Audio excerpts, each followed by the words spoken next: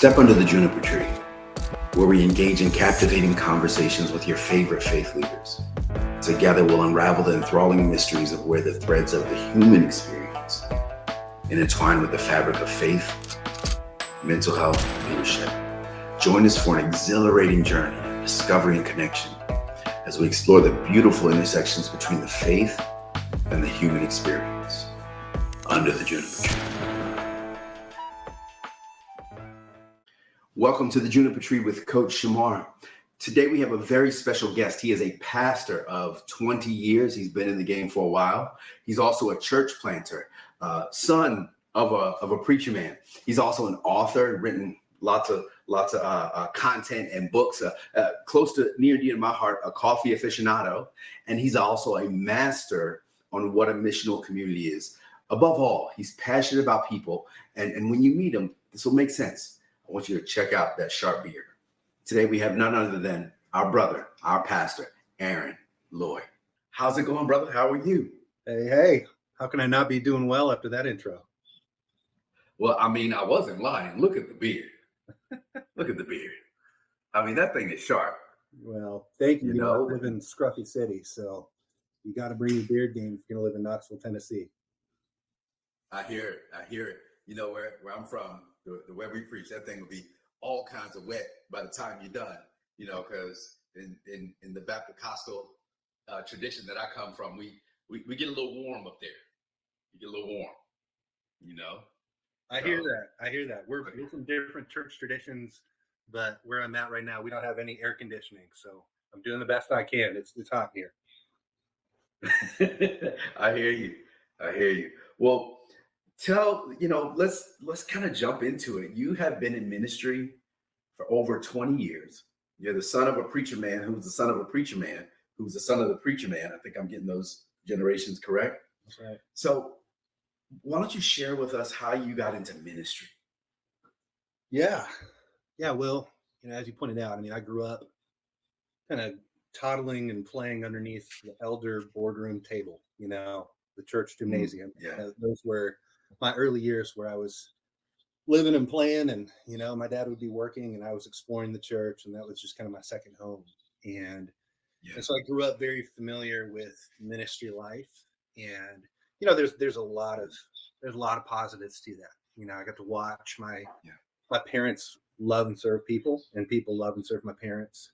I watched them take great risks in faith and roll up their sleeves and just love the people in front of them and contend for, the convictions that got a place in their heart and those kind of things, as a young kid growing up, just make a indelible impact on who you're becoming, and getting to see the work of God, amidst the people of God, is an incredible gift. But there's some hard stuff with that too. You didn't have to grow up in a ministry household, to get really close to the kind of inner workings, behind the scenes things that also happen in communities of faith. And sometimes those things don't represent the heart of God very well. And, so part of my story is there's a lot of beauty in it, but there's a lot of pain and brokenness in that too. Had some experiences under abusive pastoral leadership that hurt a lot of the people that we cared about. Lived through a really painful church split and watched lifelong friends, turn on one another and displaced our family. And, so if you would have asked me as a young man what I was going to do with my life, certainly as a teenager, I probably would have shared with you in very colorful language that the one thing I would never be is a pastor. And God was really patient and gracious with me through a number of years of running pretty hard. For a number of years, I blamed God. I thought, hey, if this is what church is, I don't want anything to do with this. Mm-hmm. But when I was in college, I had an experience that changed my life forever. And that was my younger sister, Rachel, was struggling with meth addiction.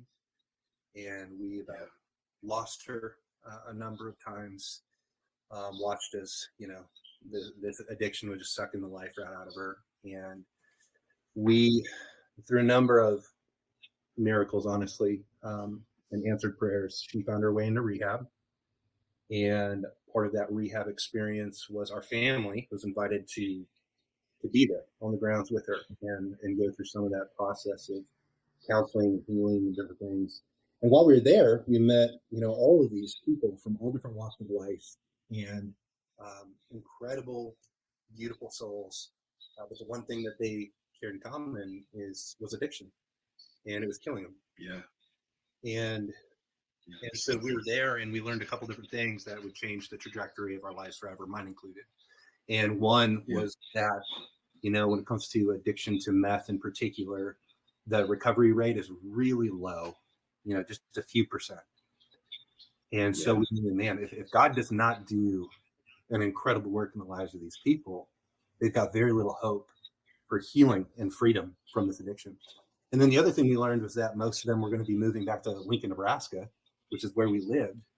And at the time, as we started to think about, the communities of faith that we are connected to and familiar with, we just could not think of a faith community where we would feel safe, inviting all these unedited tattoos, smoking outside the front doors every 10 minutes, unchurched people, and that caused us to lose a lot of sleep. And long story short, we ended up starting a church with them and for them. And I just fell in love with the beautiful mess that Jesus's church can be. And I've never recovered. I love it. Well, you talked about beautiful mess, right? But I'm also hearing this part in your story where you're saying, if this is what church is, I don't want any parts of it. But you've been pastoring for 20 years. So tell me, how does, I guess, reluctant pastor become pastor when, yes, it's a beautiful mess, but you're seeing more of the mess than you are of the beautiful. So how did you, what did that transition look like? Yeah. I mean, some of the mess was, and where the beauty was a little harder to find was in, some of that abusive leadership I saw growing up, and people turning on one another and not giving one another the benefit of the doubt, and seeing people that, they disagreed with as somehow the enemy. And I think for me, where I began to see the beauty in the mess, particularly in the church that we as family set out to start in downtown Lincoln, was just the opposite of that. I mean, it was still a mess. The church we were right down the street from the city homeless shelter in one direction and the University of Nebraska in the other direction. And so you had, all of these college kids, and you had a number of people coming off the street, and then a given Sunday morning that became part of the extended family. And in the midst of it, we started to see God do things that we just couldn't explain, other than the work of God in our midst. And we started seeing dozens of these young adults who are completely broke, and they're kids. They don't really know who they are just yet. They're trying things for the first time. They're experiencing independence for the first time, and yet to see the Spirit of God just changing lives in front of us. And then watching, so many from this community who are struggling with addiction, and we know, like, statistically, they don't have much of a shot of being freed from this.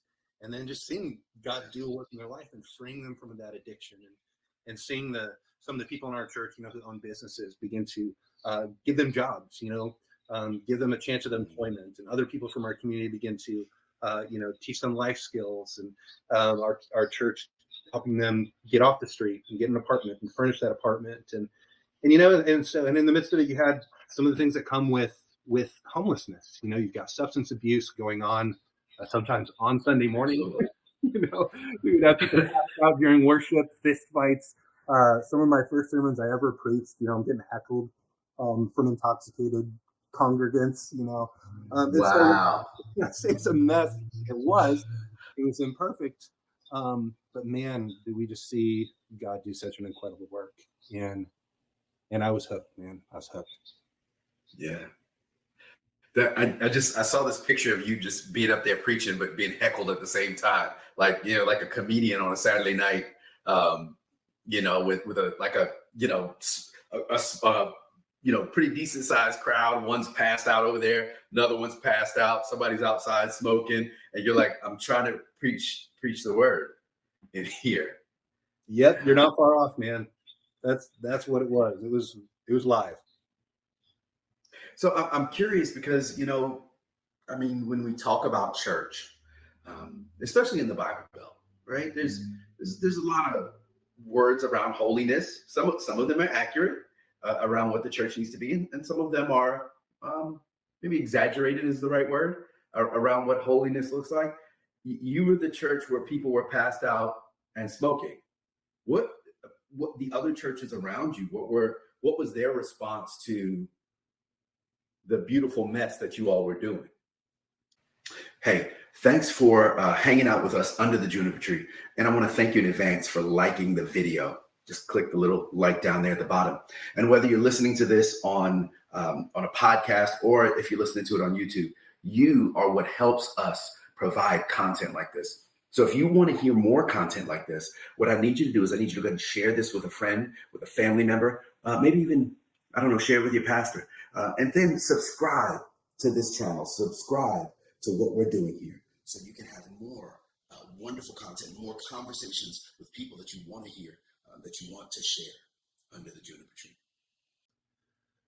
Oh, it was a mixed response. You know,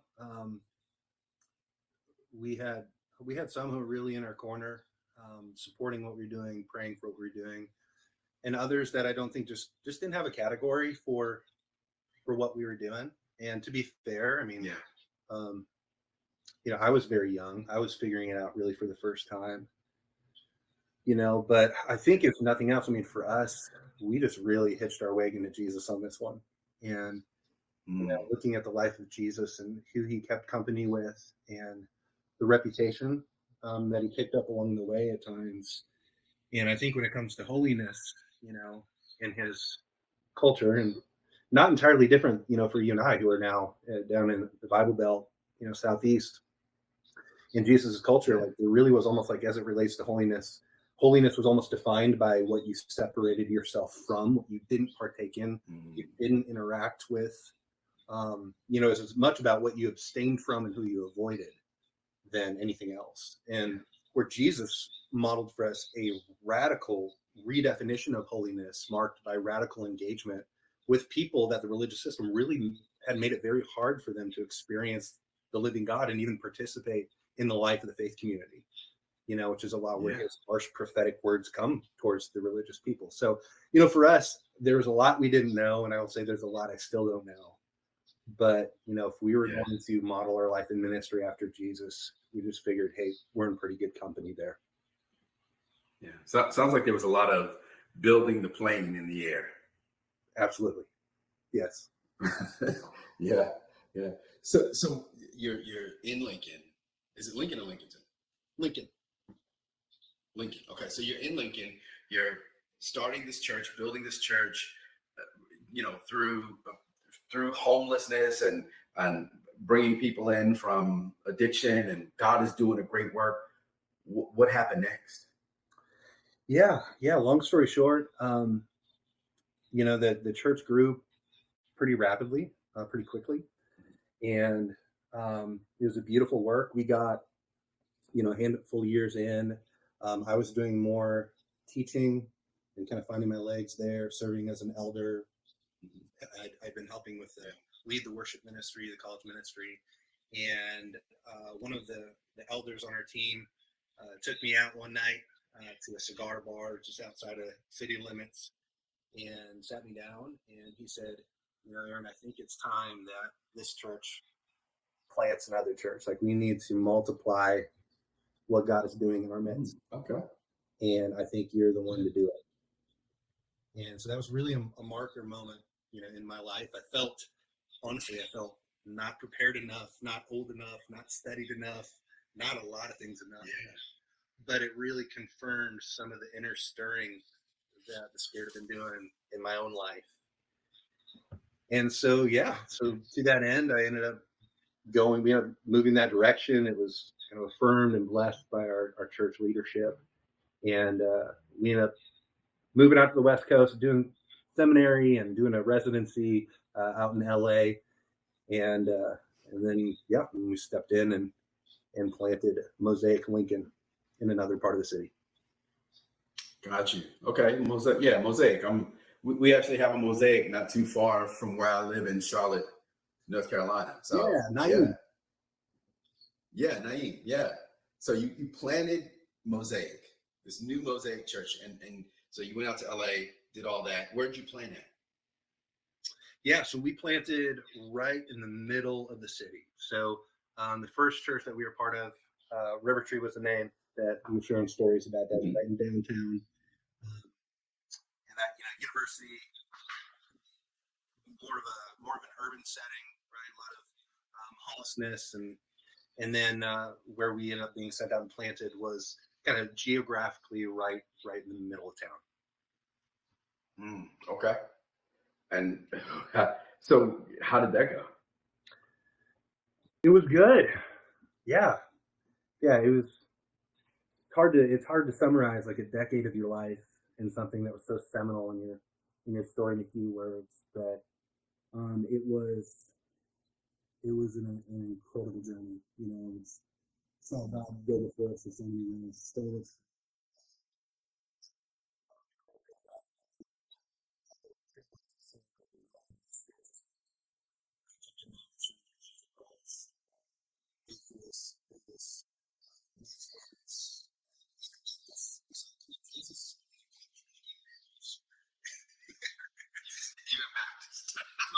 Baptist. I always feel like the need to throw the elbow. I hear you. I throw them all ways. We're non-denominational, so I can throw them all ways. So, so I'm hearing all the success at one church. Sounds like you're the hot elder doing your thing, right? Leading worship. You go out to seminary. You come back. You plan another church. Growth is happening. Things are going well, and I know at the same time. One of the things, and one of the things that has kind of really excited me about your story, and you've written on this quite a bit, is some of the challenges that you experienced, mainly in the area of dealing with depression. Yeah. So how does that play into your story? Yeah, yeah. Thanks for bringing it back to that, because the last thing anybody needs to hear in my story is, "Wow, everything's working, everything's on." Um, I think there was a season of time where it felt like that. And truthfully, what ended up happening is the church grew really fast, and it's probably the worst thing that could have happened to me personally, because there's a lot about myself I didn't know, and I was young, right? So we're adding campuses and adding staff and growing quickly, and we got a few years in, and um, I hit a wall I couldn't explain.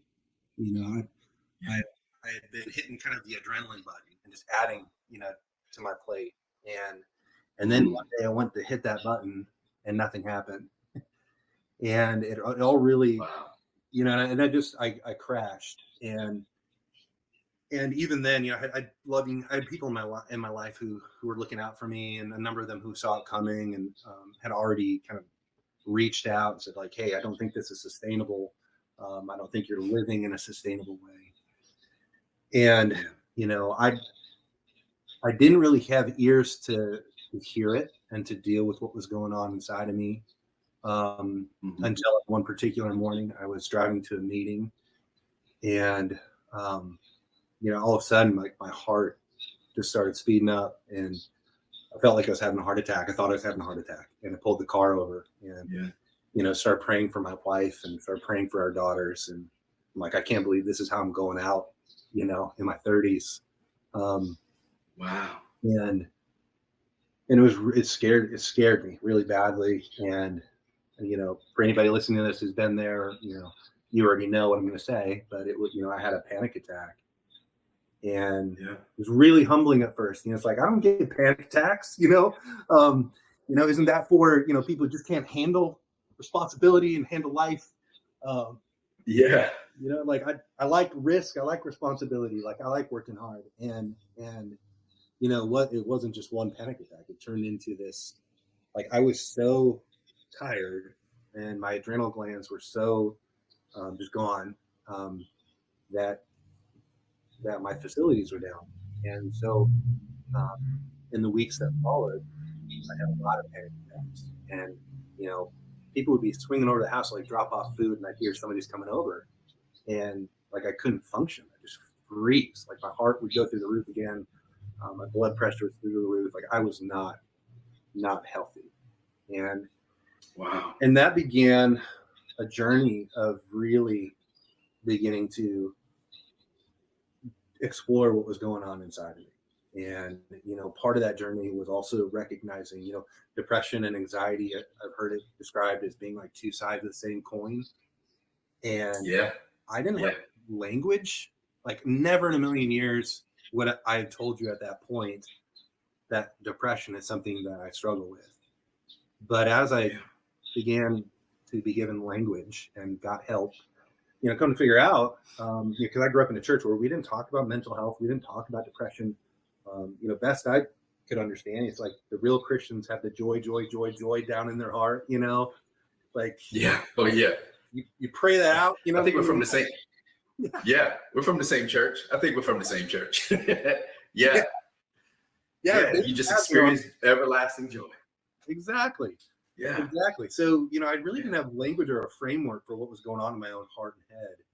And as I began working this out and have others help me to process my journey, I began to see with clarity that actually depression is something like I had struggled with for as long as I could remember. I just didn't know how to understand it. And my when I found myself in those seasons where it feels like the fog descends and everything kind of goes dark, like my response had always been to work harder. Just push through. Gotcha. Don't address it. Just go to the next thing. If you run hard enough and work hard enough, eventually that fog will ascend. Yeah. And It's interesting. You talk about like I think about white knuckling, right? Like punching a wall, white knuckling. It's like if you just punch through the fog, eventually the fog will go away, but the fog just keeps moving around you as you try to white knuckle and punch forward, and it's just still there. All you're doing is moving it around. Is kind of what I hear you saying. Yeah. How scary was that? What's that? How scary was that when on the side of the road, panic attack, thinking this might be the end? How scary was that whole experience for you? Yeah, it was really scary. I think for the first time, I really came face to face with my own limitations in a way that I couldn't ignore or gloss over. I felt, and initially I felt like such a failure. Like, as a leader, like you have these men and women you look up to who exemplify all of these traits that you want to be like. You aspire to become like, and then you're in the ditch and start comparing yourself to those people. I felt like I'd failed, my wife and my kids and my church. And it was very scary. It was very humbling. Like I didn't have the energy reserves to pretend or to try to polish it up and pivot and try to make it look like something that it wasn't. I was just spent. You can wrap it in holiness, is what I'm hearing. You can wrap it in anything. Sounds like. No. And so you're saying that this is happening. You're a young man, right? Because you said this is under 30 or right over 30? This is in my 30s. Yeah.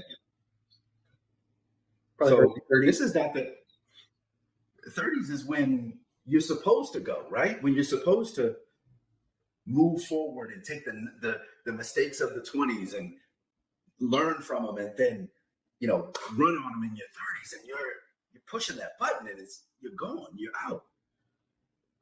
I mean, how did I'm trying to imagine just that button being pushed, and just air comes out. What was your wife saying at this time?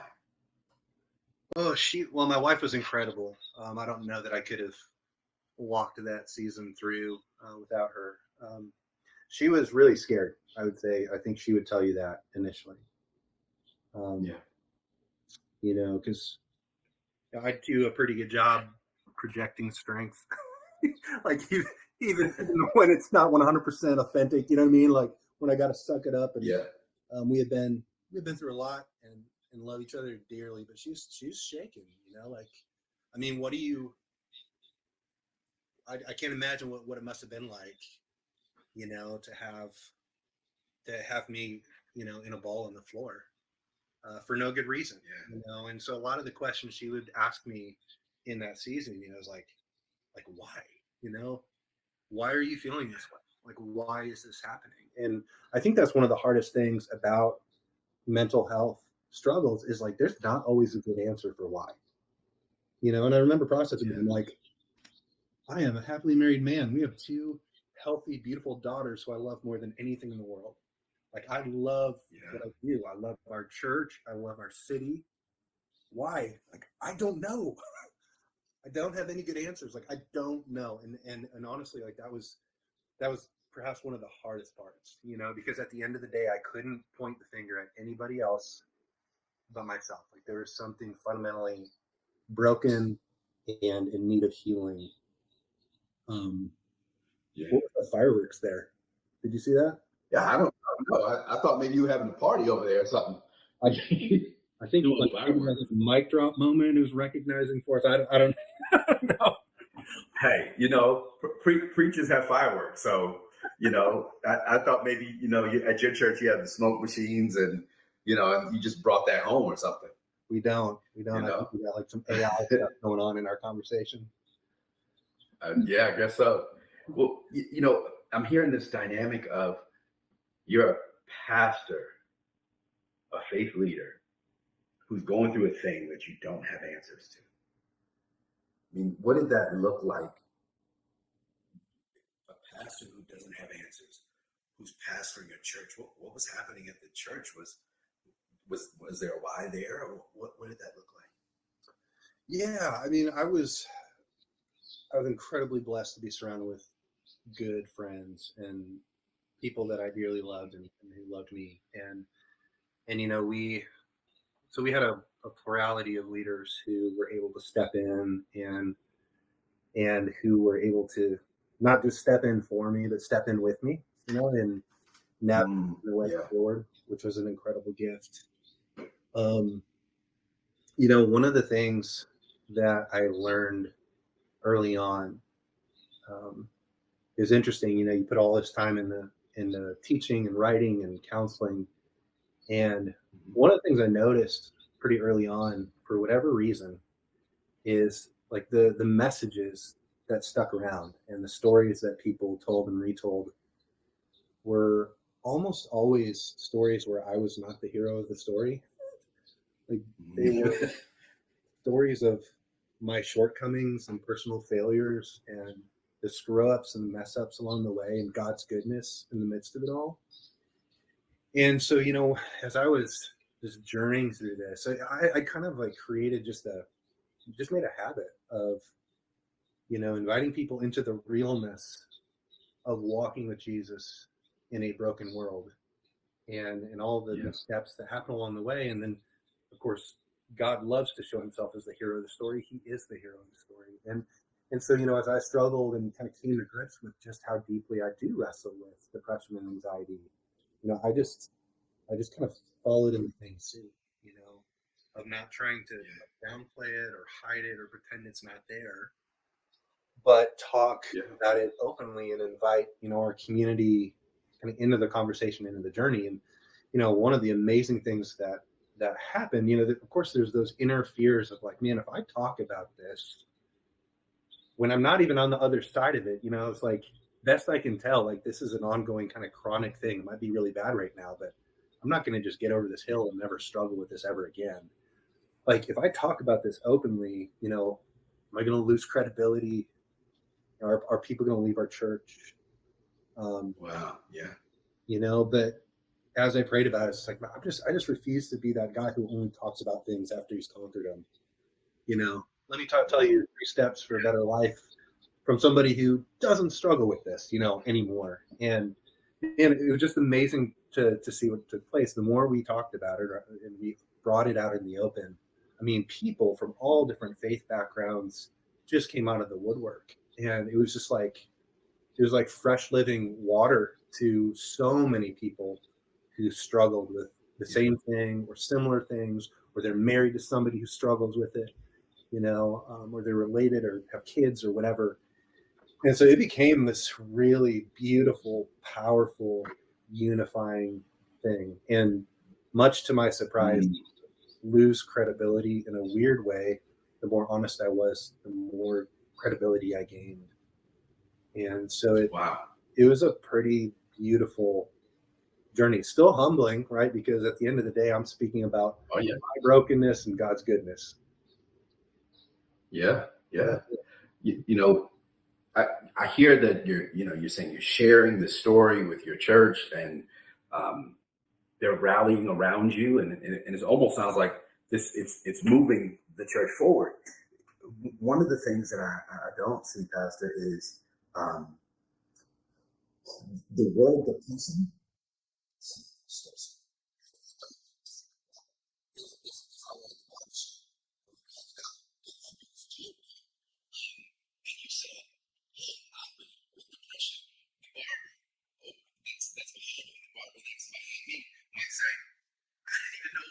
Struggle with depression. How is that a thing? Is that, I mean, that's not in scripture. That's clearly not in the Bible. There's no book of depression. There's no book where Jesus was depressed. So where were you getting the language around this idea of depression, and how were you communicating that in a way that wasn't heretical, for lack of a better word, to your congregation?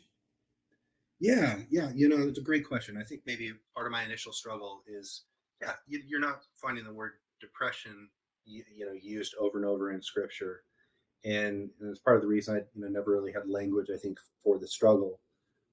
But for my own part, as I dug into the Scriptures, I mean, what I found is I was actually in really good company. I mean, we talked about, maybe the happy, clappy elements of Christianity and having the joy down in your heart. But, it's like, man, you start reading through the Psalms and they are painfully honest. And, Yeah. you've got, and this was like the soundtrack, like the worship songs for God's people for centuries, where they were, as kids and adults, are being instructed like in the character of God, and they are bringing these brutally honest prayers to God, where they're questioning His character in one sentence, and then praising and holding on to His promises in the next. And you got a whole book called Lamentations. Lament. It might as well be a synonym for depression. And sadness and faith.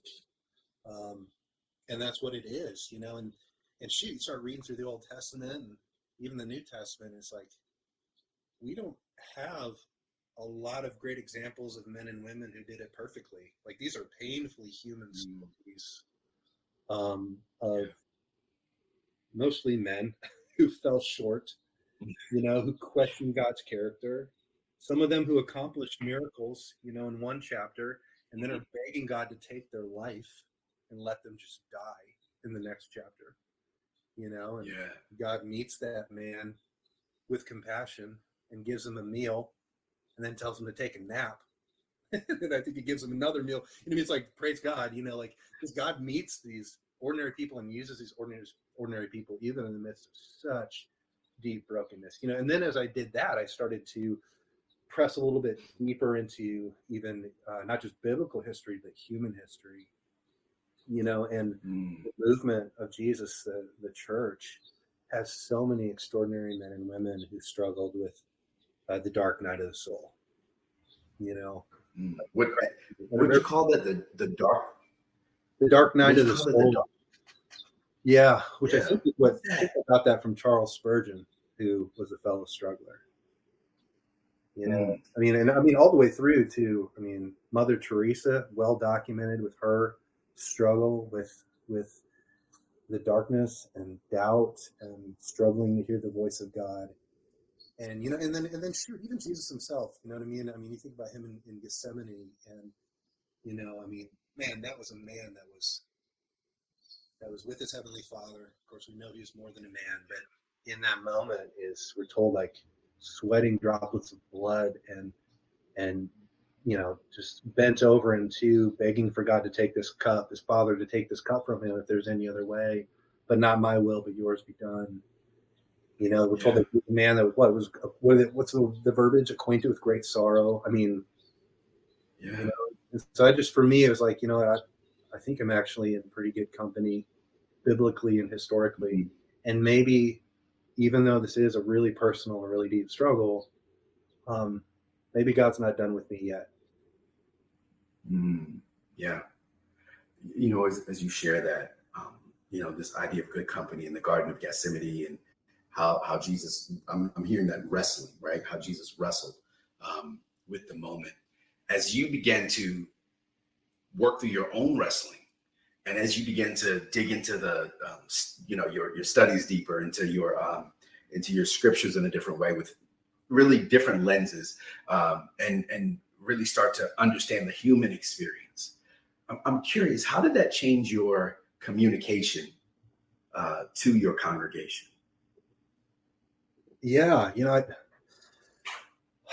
I would love to ask them that question. They could probably give a better picture than me. But what I will say is, for me, in my own communication and teaching, things like suffering became really common themes. You know, Mm, as I yeah, was like really owning and coming face to face with my own suffering, for lack of a better word. Um, the yeah, hardship, the wrestling, like you're saying.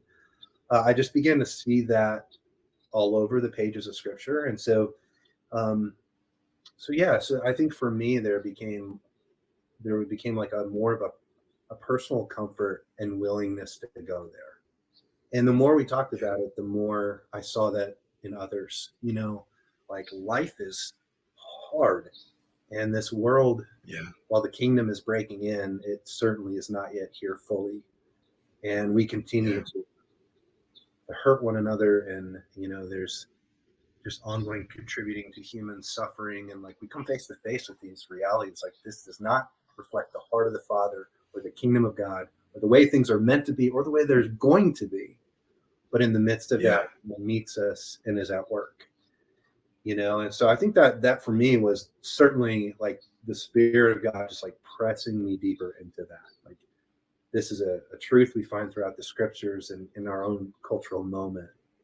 And I felt more of a freedom, I think, to speak to that and just call it out for what it is. yeah.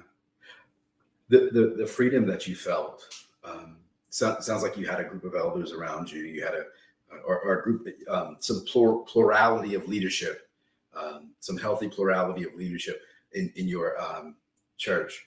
But was was did you was there any professional help involved?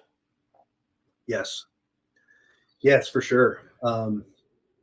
Part of my yeah, that was part of my journey for sure. Was getting professional help, beginning to meet with a therapist, beginning to understand some of my own journey and story, some of the things that God had certainly used to make me who I was, but also some things that maybe I wasn't fully privy to. Was really really Yeah, helpful. Um, Medicine was for me like a part of the next chapter of my life, and that was incredibly helpful. And and I will say, obviously in certain circles within Christianity, sometimes there's almost like an anti-medicine kind of message that comes through. Particularly as it relates to yeah, mental health, where there's still perhaps stigma. But for me, yeah, medicine absolutely. was a lifeline to help get me back to good. And honestly, like I still Mhm. take it daily, you know, and Yeah. I was off it for a couple of years, and I'm back. I've been back on it now for a couple few years, and it's been really helpful. So yeah, for me, like there was spiritual healing for sure. There was communal healing and help, but there's also medicinal help as well, which I personally view as the grace of God that He makes available to us. Yeah. I mean, you're right. There's so many communities out there that would say, um, medicine, no, medicine, no, or even mental health help, right? No, but I've met so many Christians. One of my professors was he was a pastor who saw the need, so he went back to school for mental health counseling, clinical mental health, and he actually transitioned from being a pastor into being a therapist to help the faith-based community, right? To be a Christian, not a Christian counselor, but a therapist who's a Christian, Mm-hmm. you know, who could help people like you and I and help us walk through these challenges. And so I kind of hear you saying that all of these things were a lifeline and really helped you operate in your ministry in a way that was helpful and allowed you to help other people. Absolutely. You know, yeah. I'm curious. We're fathers, right? We're husbands. We're friends to people, and we're pastors. But when you think about the effect of getting healthy, what was the effect on your family when you got to the place of I got help, I went through these wickets, I got medicine, I did all the things I needed to do. What was that effect on your family, that outcome? I'm sure there is a lot of relief. Once again, like I wish my wife was in the room to speak to that. She could do it with probably more candor, because obviously I was in the thick of it, walking that out. But Yeah. yeah, and I would, it was a journey, and so I very much doubt that to her it felt like just flipping the light on and now we're good. It probably was much more Yeah. like a dimmer switch, of walking towards health, like step by step together. And that Yeah. that honestly, it took a while, and it took some work, and I think part of the reason it did take me as long as it did to get healthy was because I didn't understand what I was wrestling with and just how Yeah. deeply like my personal struggle was with it. I kept putting it off, right, and not living the kinds of rhythms I needed to. Um, Yeah. I know for me, like to stay healthy and be healthy, there are just certain things that I have to do, changing the rhythms of my life and living those out. Um, they give me the tools and the means to fight when I need to fight. To press back against the fog, against the darkness, or simply wait it out. Then that night, long dark night of the soul, with the light of Jesus. Like that's much easier to do when you're doing the kinds of things you need to do as somebody who struggles with mental health versus not taking care of yourself and just crashing and having to rebuild from Yeah. there. And so I think my wife would tell you that she is so thankful that we're not there anymore, and so thankful Yeah. what we learned in that season and what God did in that season. And also, I think she would say like she's so thankful that we know the things that we know now, that help prevent us from getting back to that place. And that doesn't mean I don't struggle or have those seasons, because I do. I think I probably always will, but I'm more equipped to prepare for them. Yeah. The first thing that came to my mind when you said, I'll always have these seasons is there's someone out there saying, well, you can be delivered, right? We can listen, Brother Aaron, we can just lay hands on you and God can deliver you. And so I'm just curious if that person was in the room right now, what would you lovingly share with that person? Yeah, I would say, bring it, deliver me. I'll take it. I'll take the blessing. That'd be great. And I certainly believe that God can do that. And I also believe that he does deliver in all kinds of ways, like he can do anything. I think I would just probably share a bit of my story, and tell them like I believe that, I love it, but I also want to be realistic. I think about Paul and one of the kind of parallel journeys that he went on that has been so helpful for me in this is that it's almost like an aside, but that thorn in the flesh that we hear about. Yeah. And Yeah. we don't know exactly what that was, but we know that it was ongoing and that he prayed, and he prayed hard for God to deliver him from that. Go away. Yeah. And that in his like shortcoming and his brokenness or frustration or all the things he felt as he wrestled with that thing, that God actually told him, I'm actually not going to take this thing away, to accept your weakness, because, when you're weak, I'm strong, right? I'm the hero of the story.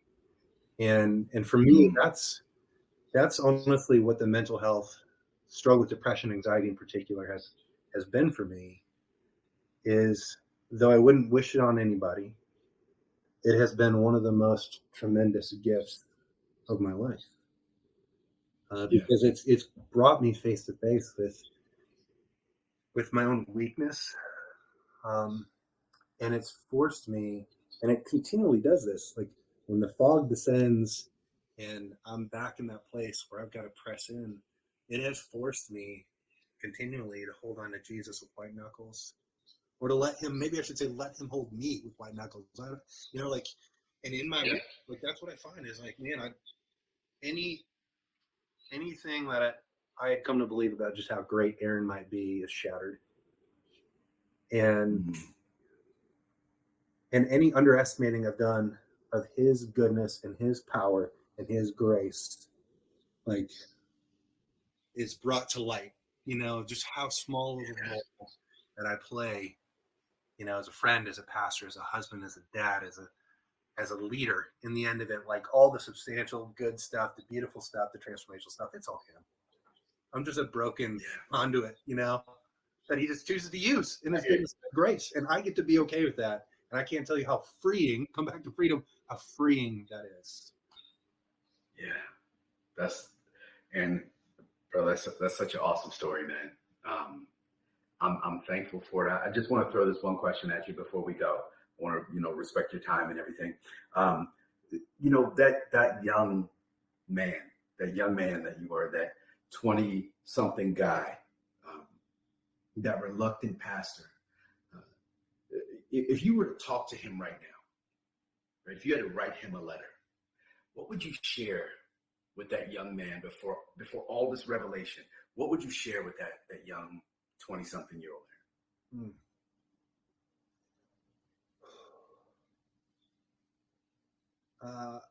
I would tell him, and I hope he could hear me, Aaron, you are not invincible. Far from it. Like most people, you've got areas of your life that you're not even privy to yet, in which you are particularly vulnerable. And it's going to take you a while to fully understand, what I'm saying, but you need to understand that you're an integrated person. You're not just a spiritual person, right? Or a physical person or a relational person, like you, all these things are integrated. And for you to be healthy, you're going to need to surrender all of those things into the hands of Jesus and take care of those areas of your life, because they all affect one another. And you're going to be frustrated at times at how weak you are in some of those areas. But if you will let God do with it what he wants to, it will be one of the greatest gifts of your life. So something to that effect, like something to that effect. Yeah. That'd be the Cliff version. Yeah. Sounds like the next book there. Yeah, maybe. The young Aaron. Yeah. Well, bro, I appreciate you sharing your story with us. I appreciate you sharing your time with us. I pray that people are blessed by it. And I know they will be. But I just pray that God grabs it on wings and elevates it and takes it to where it needs to go. And, I thank God that you stayed in the fight, right? And you stayed on the journey. And you allowed God to continue to push you forward, so that someone else can be blessed. And I mean, it's what you're sharing is a picture of what longevity in ministry looks like. 20 plus years in the military, you retired. You retired.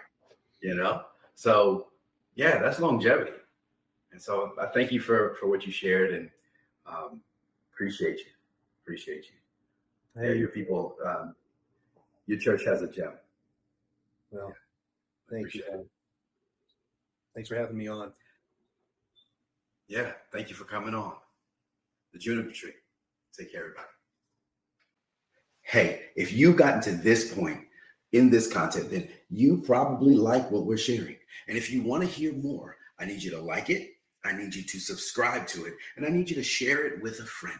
We want to do great content, and we want to share conversations with people that you're interested in hearing from. But the only way we can do that is if you help us out. So subscribe, like, and share. Do it now. And let's get this out there to people who it can bless. Take care.